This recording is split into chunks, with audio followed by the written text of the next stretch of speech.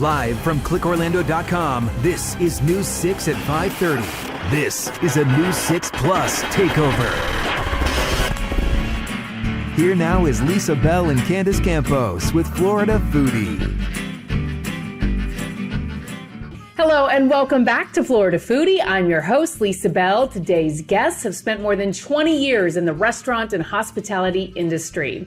In 2018, they decided to take their talents on the road, turning their catering business into a food truck, serving up international comfort food.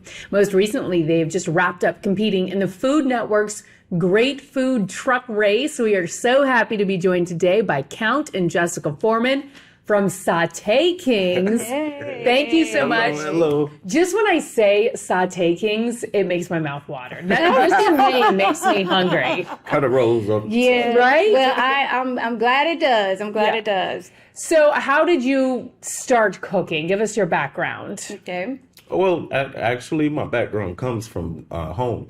You know, my mom had me in the kitchen when I was 8 and 9 years old, and it kind of stemmed from that. And then as just moving through the years, I decided I really took an interest in it. You know, I enjoyed it. So it was a hobby first, and then I started to get into it professionally. And Jessica, how did you start out? But I really started cooking when I met him. And you guys met in a restaurant, I understand. Yes, literally. We were both. I was back at the house, and she was a server in front of the house. And you know, there's a backstory to it, but you know, just from us working together, that's where it kind of sparked. Yeah. I introduced myself. He liked me. Here we are, 23 years and 2 kids later. It was at Don Pablo's. It was Don Pablo's, a Mexican chain restaurant back in, so it was like, what, 99? Yep, So 99. it tells you it's a long time Yeah. ago. But back then they used to have like the commercials with the mariachi band, and you know, so we met there, and we started. Did you make her some special dinner? I mean, how did this romance? He rescued me. He actually rescued me. That's what it was. Yeah. Like her tickets were falling behind, and I was making sure that my plates are coming out. You know? And then one time, like, it was something happened, and I didn't bring a quesadilla. And I was like, give me a quesadilla. And I kid you not, he had like a quesadilla like right there. I don't know, he probably gave somebody else quesadilla. So he fell in love with a quesadilla. Sweet. Yes, that's how, and then, you know, we dated, and then we just stayed together. Yeah. We actually moved to Orlando about a year and a half, 2 years into our relationship. Yep. So when did you decide you wanted to take that next step and go from working for someone else to actually starting your own business? Because that is a big deal. So I think what happened was I started a cleaning service a long time ago, and Chef used to help me. What I was doing is, like, some of my clients in Celebration, they were like really liking the way I service, and I told them, I'm like, well, I have a business, I clean houses, but I also did it as a concierge. So a concierge is basically, I used to run errands, do everything. And then that's when I introduced Chef, and I said, well, my husband cooks. And I said, we can do personal chefs. So we started getting into people's houses in Celebration, and we started cooking like their holiday meals, or if they were having a special occasion, birthdays. So we were, we were really like hustling, because we didn't, at that time, we were young still, had 2 small kids. And unfortunately, you know, we're just like everybody else. You know, we didn't have all our articles to get a business loan, or, you know, they've denied us, or they were like, you know, they're not taking a chance with a startup company. Yeah. It's expensive to start a food business. That is not one of those businesses that you can kind of start out of. It takes a lot of finance. It does take a lot of finance when it comes to the equipment to be established a certain way. Yeah. You know, so for us to kind of find that loophole of me still being able to provide service inside the home under our concierge service, it really helped. It led us into the industry. It helped people get to know who we were. And that's really that is how we got our start. Yeah. And then it seems like the next step from there to ease into it, certainly cost-wise, would be going into the food truck business. Street vending, we've just started getting our food trailer, but our first experience was with street vending, where we would actually pop up a tent. All we had was our 6-foot table and a grill, and go get our food containers and things of that sort. And that's how we started with the vending. So that's also how we got our product to the streets, to the customer. Another thing is, when you think of street vending, he's from New York. I lived up north. You see the hot dog carts, you see the knish. You go in different areas. Even in the Wall Street district or Manhattan, you see all the food trucks or the food carts. And that was our idea that we started because, like I said, even years we struggled, like trying to save money, buy equipment. Like we literally had to buy equipment piece by piece. Yeah. We didn't go on vacation. We didn't do certain things. We really sacrificed to just the littlest pieces just to get equipment just to start selling our food and still being also still being a private chef. So we had private chefs. We did clients small here, caterings, and then on the weekends we would go and we would street vend. Did you have a big vision of where you wanted to end up and, what you were working toward besides just kind of making money here and there, We have always, the end goal was always to have a food trailer. The food truck was actually always our end goal, but it's amazing how with ambition and putting your best foot forward, you'll be surprised at the opportunities that do present themselves. So a lot of other things happened that were very positive for us that we just couldn't really turn down. Like we were able to acquire our first, to put us on a professional and legal level, we were able to acquire our first catering kitchen. So we had a catering kitchen where we were able to prepare our food, and now we were able to offer our food to the public and things of that sort. Like a commissary. Yes. But actually it was like a 2-car garage. I kid you not, literally. 450 square. Maybe two of these rooms. Two of these. So how did someone just approach you and said, "Hey, I've got this commissary"? Well, like I said, footwork. It was footwork. I actually got sick. I got really sick. And it was like the beginning of 2016. My gallbladder had leaked and I became septic. So I was literally in ICU, like with complete organ failure. So I got really sick. I went home. They took the gallbladder and they were surprised I even survived because I was really in bad shape. So at home while I'm trying to recoup, it was like every day I was like, I couldn't work. I couldn't do anything. So I was like, he called me promo mommy because I'm like searching. I was searching. I said, you know what? I said, we got to make this count. And I said, this is the year. I said, I survived for a reason. And I said, I know chef can take this to another level.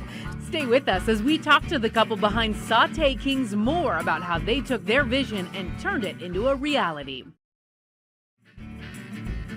Welcome back to Florida Foodie. We are sitting down with the couple behind Sauté Kingz about how they faced financial and health challenges head on in order to become successful business owners. I said, I survived for a reason. And I said, I know chef can take this to another level. So that's when I started looking for like places to rent. Fortunately, when we was looking, I was like, okay, everything was expensive. Everything was expensive. It wasn't built out the way we needed, so we were fortunate enough. You found where was it? In Holly Hill. Yeah, in Holly Hill was a realtor, and the lady was like, "Oh, there's a catering company that's here, and they're about to move out." So we went and looked at it. I called the realty company. I looked and I was like, I said small, but I said, you know what? And it made me think about the stories you hear, like Ron Rice. Yeah, Ron Rice. Also Amazon, and you hear Steve Jobs. Everybody that are multimillionaires started from a garage. So I said, you know what? That's a sign.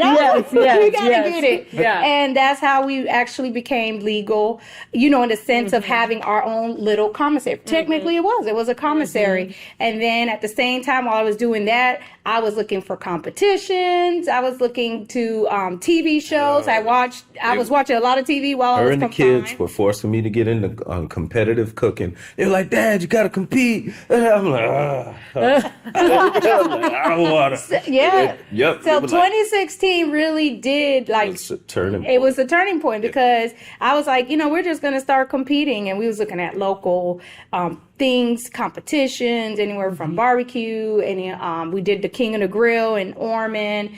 We saw the Taste of Jacksonville. So every time I was looking at different things that we can try out, even small little competitions, like it was church competition, it was a baking competition, and anybody that knew us and referred us, I was like, yeah, we'll do it. We'll do it. We'll do it.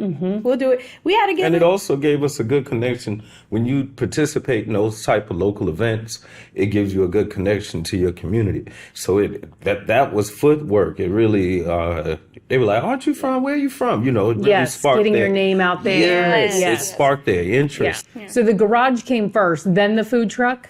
The food truck just happened to come. We got a food truck. Literally. We actually moved into a bigger, larger kitchen restaurant in 2020. So Okay. that was the thing. So I kid you not, we knew our lease was ending. We was now we got so big where we were outgrowing the garage. Yes. So now the thing was also Daytona was still in this thing where they did not allow food trucks to be licensed in the city. So they just allowed it. We get so many no's as a small business. And I'm so glad you said that because I have heard that over and over again. But I've also heard from many people who say when someone tells you no, you're talking to the wrong person. Yes. And don't let them tell you no, because it's easy for people to just say no, you can't do that, rather than trying to figure out a way to make it work. And I call ourselves rebels. There's the bad kids on the block because we kept getting no's. They were telling us we couldn't have a permit, so we were setting up anyway. It's in a neighborhood that. It's a neighborhood that is a food desert. It's a neighborhood that is stricken with crime, and you have drug dealers that were allowed to be around. So here it is. We have something that technically is not illegal. We're providing a service to the community, so we felt like it was okay. And helping build community. Yeah.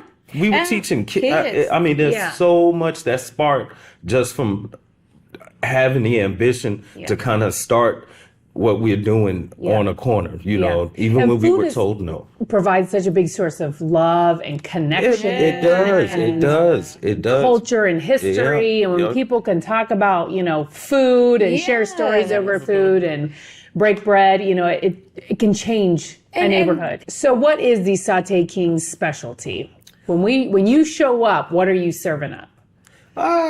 As far as Daytona is concerned, because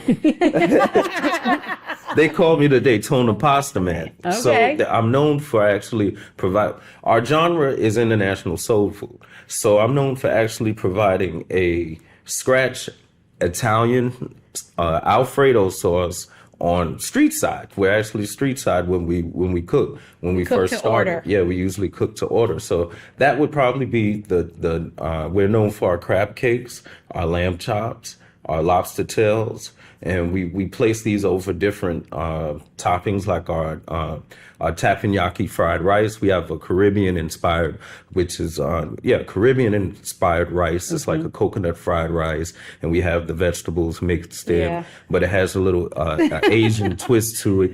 And it's just nice. I am sold. and it's funny. Like so now before when we got in now we're in the restaurant, our bigger restaurant. Like I said, we actually moved. We signed a lease February 18th of 2020. February 8th. February 8th of 2020. Not knowing a month later, we were going to be shut down. And so during that time, we just set up out front.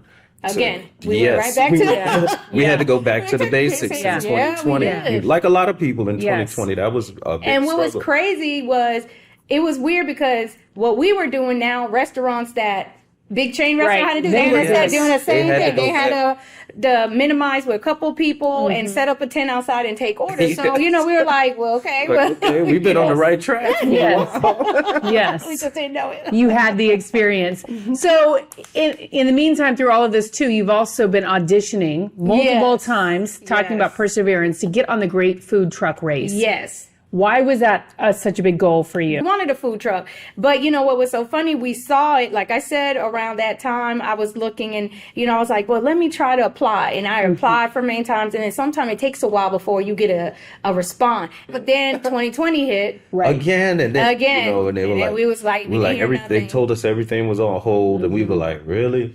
You know, and then, I mean, that 2020 was a slap in the face.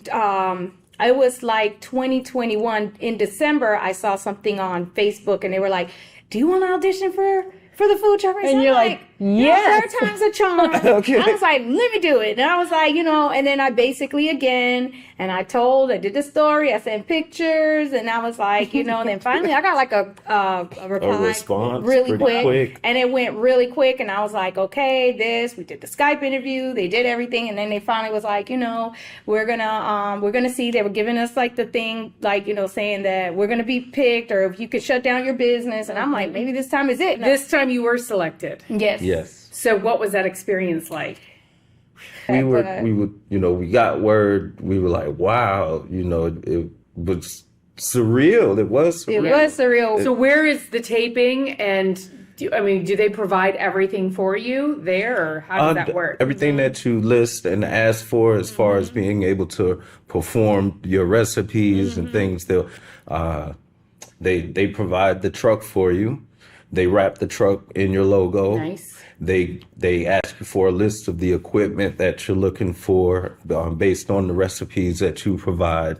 And then, but you know, when you're in that food truck, you're in that food truck. You know, you're working in a lot You of literally things. do start off with a till of like $300-400, and which is not even fathomable as far as operating like us. expense. Yeah, for, because like us, you know, like no offense, like what? we're here in Florida, okay. You know, it might go, but when you're in California, that don't go very far, you Right. know, because Yeah. everything is very It's much more expensive, expensive. you know. And even us, like we were used to, no offense, we're used to doing like our lobster, our crab cakes, and different stuff, like heavy seafood, and that doesn't really happen like that over there. It's, you know, we're I very might fortunate. cover the lobster and the lamb chops with $400-500. It's like, Yeah, exactly. Now, do you have to stay in that budget, or? Yes, you have no Yeah. choice. That's all you have. That's So they all set you a budget, and all the teams have the same budget. Yeah. So you have to be strategic with your purchasing. So that's important. Yeah. You want to make sure that you purchase enough to sell. So it's a. So how'd you guys do? We did pretty good. Yeah. We did pretty good as far as You the can see that, recipes yeah. that we provided. They were very impressed. But you gotta check. You gotta check gotta the look at show. the- Yeah, you we gotta were, look at the but we, show. you know, we did get a lot of good response. Our reviews were We great have people feedback. that have said that they're not going to watch the show past the 2 episodes Really? that we Yeah. were in. You Yeah. know, they were very impressed with Yeah. our presence, like how we, as a family, even, you know, we're different. You can tell that we are different. We're foodies. We're really serious about the food and less about some of the other things that were going on. You know, we're not involved in that. Drama or Yeah. nothing. Right, You know, it's yeah. a reality show, and unfortunately, you know, and that's what we learned. You know, we're not, you know, the people that we say we are, regardless if you see us on Second and Keach to up in California. I mean, you know, we've been able to Be true to ourselves. be true to ourselves and what we do. We're real foodies. You know, we're not for the, you know, the hoopla. You know, what it is what we bring to the table. Where can people find your food right now if they want to try some Sauté Kingz? Okay, well, right now you can find us. We have a brick and mortar. We're in Daytona, 200 South Martin Luther King Boulevard in Daytona Beach. You can find us on our website, www.sautekingz.com. And also, like we said, we actually now have a food truck. And are you still doing the kids' classes, and can people go online and get their kids Yes. involved. Volusia County allowed us to go to some schools and do some classes. So, and we were actually, she went to Campbell. She actually went to the ed. Our boys went to Campbell. So that full was circle experience. Yeah, it was Yeah, really you cool. know, and then that's the important part for us to give back to our community because you know we came from there. You know, that's where our community. you biggest know. support comes from. Yeah, and you know, Like- without them, we wouldn't be here. Yeah. Well, thank you guys so much for joining us on Florida Foodie. That was so much Thank fun. you. I can't wait to go over to Daytona and try some Sauté Kingz. Yes, please, and then be on the lookout. We probably be over here too. Sounds good to me. We're getting that truck ready. Thank you. Thank you so much. Thank you for watching Florida Foodie. You can watch anytime on News 6 Plus.